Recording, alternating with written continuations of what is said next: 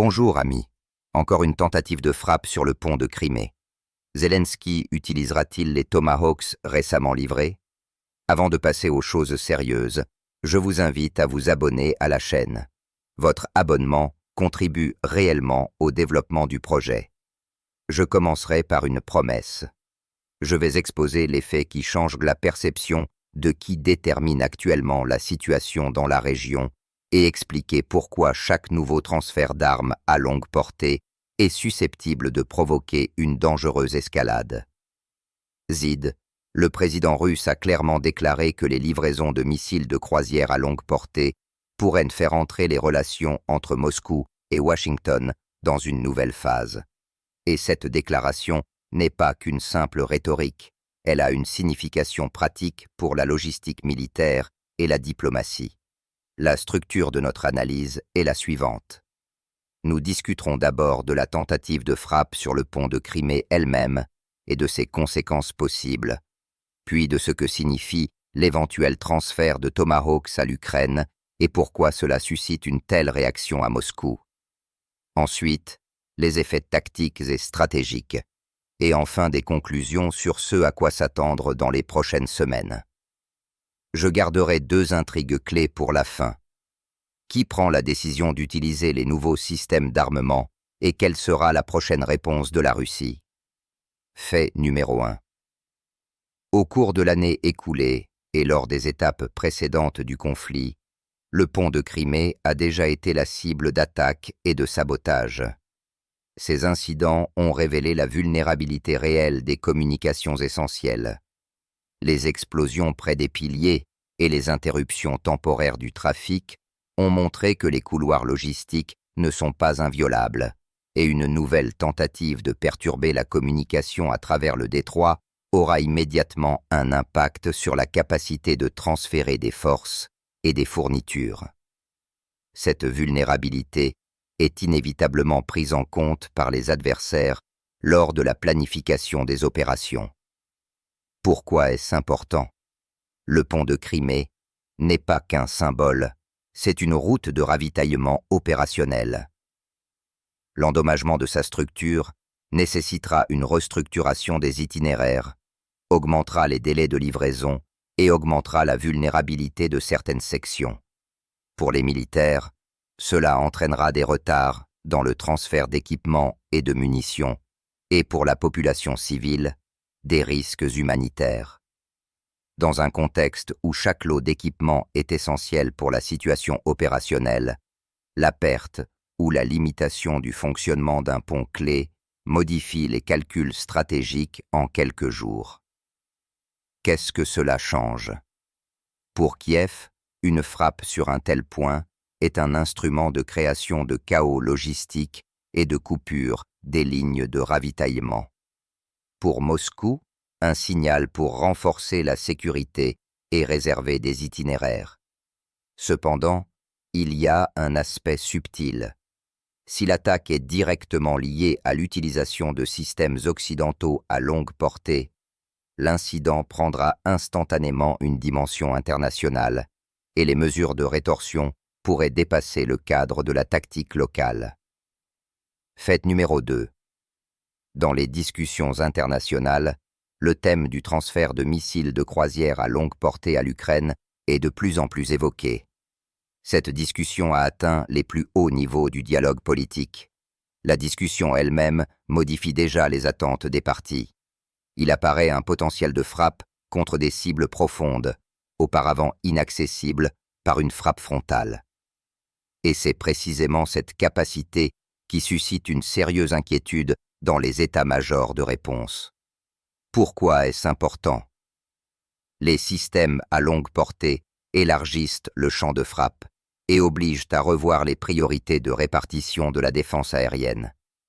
Si auparavant la plupart des moyens étaient dirigés vers la riposte aux frappes près du front, les nouvelles cibles lointaines obligeront à redistribuer les ressources et donc à affaiblir la défense dans d'autres zones. C'est un choix classique entre la concentration des forces et leur dispersion, laissant toujours une opportunité à l'adversaire qu'il tentera d'exploiter. Qu'est-ce que cela change? La fourniture de tels systèmes renforce les capacités tactiques d'une partie, mais impose simultanément des obligations aux partenaires en matière de protection et de maintenance. Lors du transfert d'armes, il faut tenir compte de la logistique, de la formation des équipes et de la garantie d'une livraison sûre. Le manque d'attention à ces aspects entraîne des pertes et des conséquences politiques. Après tout, chaque système perdu devient un instrument d'attaque informationnelle contre les initiateurs des livraisons. Fait numéro 3. Le contexte politique n'est pas moins important que les détails techniques. Si le transfert a lieu dans le cadre d'accords secrets et de décisions politiques personnelles, le risque d'escalade augmente. Les décisions de direction prises au plus haut niveau sont susceptibles de provoquer des conséquences imprévues sur le champ de bataille.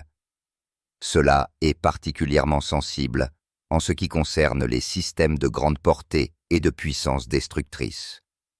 Lorsque les intérêts et la réputation des États entrent en jeu, le conflit atteint un niveau qualitativement différent. Pourquoi est-ce important? L'implication d'intérêts et de techniques étrangers de haut niveau brouille la frontière entre l'octroi d'un soutien et la participation directe aux hostilités.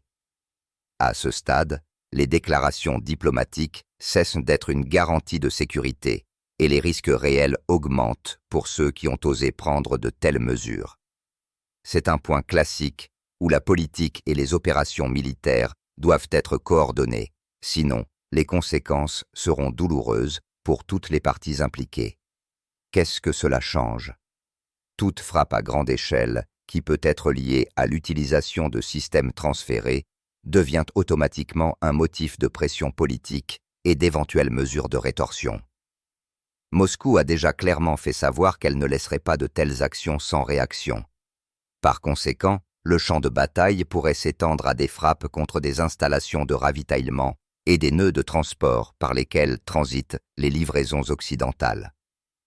Fait numéro 4. Techniquement, l'efficacité des missiles et des systèmes de défense aérienne modernes dépend non seulement de leurs caractéristiques, mais aussi de la qualité des renseignements, de l'emplacement des moyens et du temps de réaction.